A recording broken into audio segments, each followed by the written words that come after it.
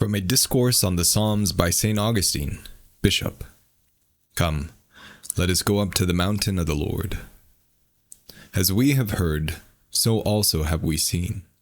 Truly, blessed Church, you have both heard and seen. You have heard the promises, and you see their fulfillment. You have heard in prophecy, and you see in the gospel.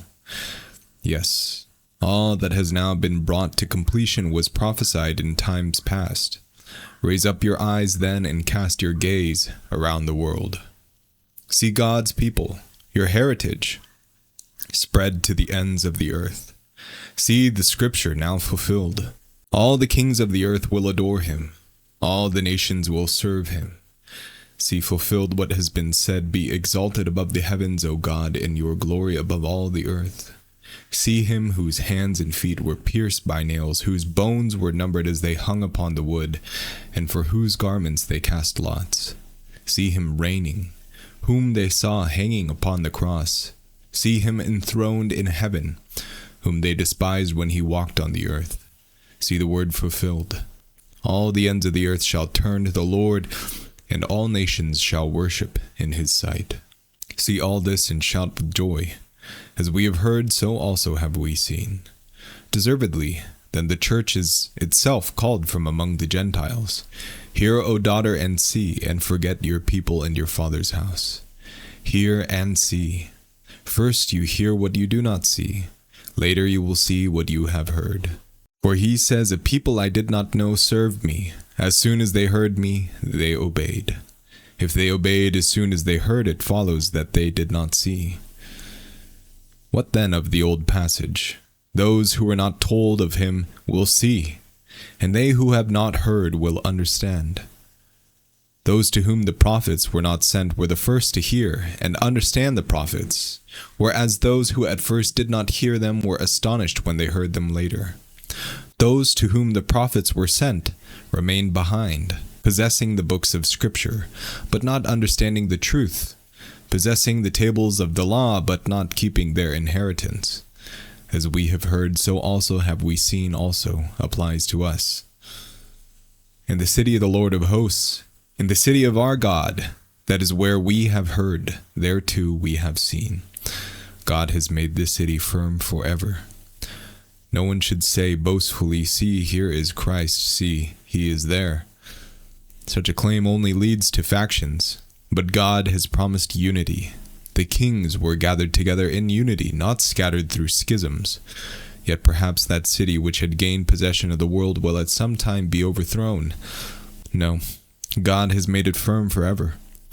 If God has made its foundation firm forever, how can you fear that this foundation may collapse?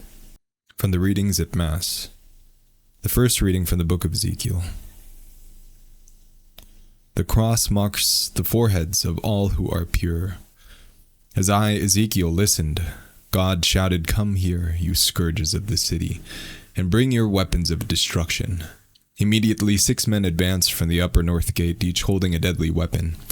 In the middle of them was a man in white, with a scribe's inkhorn in his belt.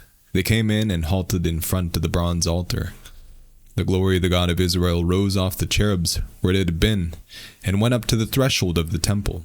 He called the man in white, with a scribe's inkhorn in his belt, and said, "Go all through the city, all through Jerusalem, and mark a cross on the foreheads of all who deplore and disapprove of all the filth practiced in it." I heard him say to the others, "Follow him through the city and strike.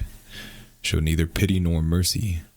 Old men, young men, virgins, children, women, kill and exterminate them all. But do not touch anyone with a cross on his forehead. Begin at my sanctuary." So they began with the old men in front of the temple.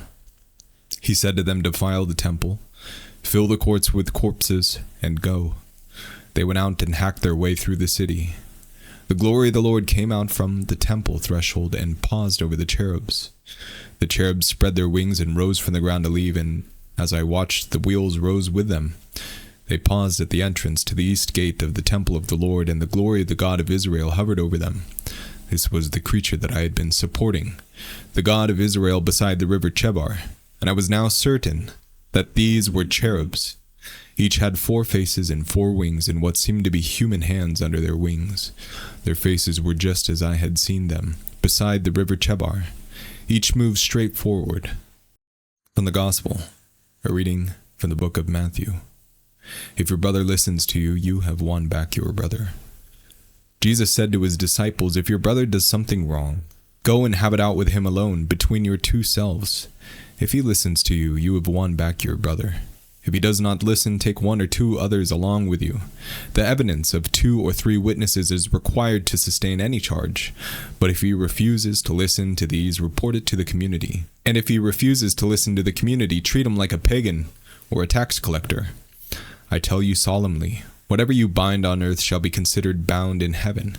Whatever you loose on earth shall be considered loosed in heaven.